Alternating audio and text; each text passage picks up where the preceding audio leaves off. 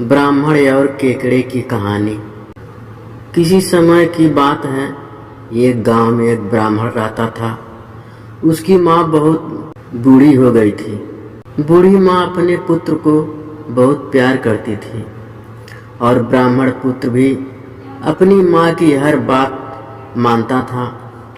एक दिन ब्राह्मण को पूजा पाठ कराने पास के गांव ही दूसरे गांव जाना था।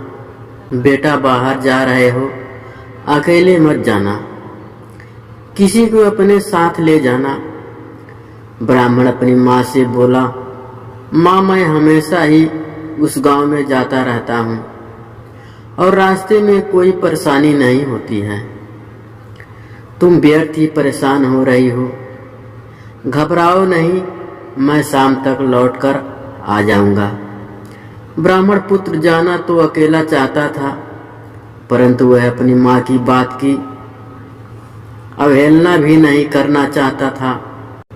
वह घर से निकल गया और जैसे ही गांव से लगी नदी के पास पहुंचा, एक केकड़ा उसके पैर के नीचे दबते दबते बच गया।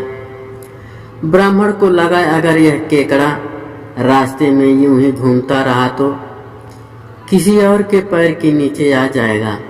ब्राह्मण को अपनी माँ की बात याद आई कि अकेले मत जाना। ब्राह्मण ने सोचा, इस केकड़े को अपने साथ लिए चलता हूँ। उसने अपनी पोटरी से एक खाली डिबिया निकाली और उस केकड़े को डिबिया में रख लिया।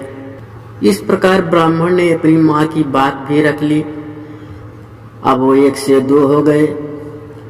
ब्राह्मण अपने रास्ते चल दिया और धूप बहुत तेज थी। चलते चलते ब्राह्मण थक गया तो आराम करने के लिए एक पुराने बड़े पेड़ के नीचे लेट गया। उसे कब नींद लग गई पता ही नहीं चला। उसी पेड़ के कोठरे में एक काला सांप रहता था। ब्राह्मण की पोटरी में पूजा पाठ की सामग्री थी, जिसे सुगंधित पूजन सामग्री की खुशबू आ रही थी।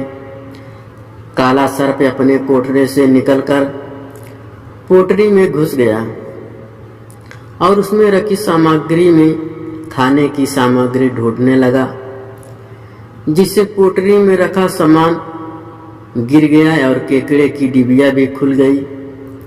सांप जैसे ही केकड़े को खाने के लिए आगे बढ़ा, केकड़े ने अपने नुकीले डंक सांप की गर्दन में फंसाकर गड़ा दिए।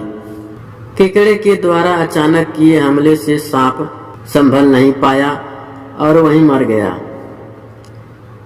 कुछ देर बाद जब ब्राह्मण की नींद खुली तो उसने अपने आसपास सामान बिखरा पाया और पास ही उसे मृत सांप दिखाई दिया। उसकी गर्दन पे डंक के निशान थे और पास में ही केकड़ा घूम रहा था। ब्राह्मण समझ गया कि इस सांप को केकड़े ने मारा है और केकड़े के कारण आज उसकी जान बच गई। तभी उसने अपनी माँ की बात याद आई कि कहीं अकेले मत जाना। ब्राह्मण ने अपनी जान बचाने के लिए केकड़े का धन्यवाद दिया और वापस जाते समय नदी के पास छोड़ दिया। ब्राह्मण और केकड़े की कहानी से हमें शिक्षा मिलती है कि हमेशा अपने माता पिता की बात माननी चाहिए। अगर हमारा कहानी अच्छा लगा होगा तो लाइक करना, शेयर करना और हमारे चैनल को सब्सक्राइब करना। धन्यवाद।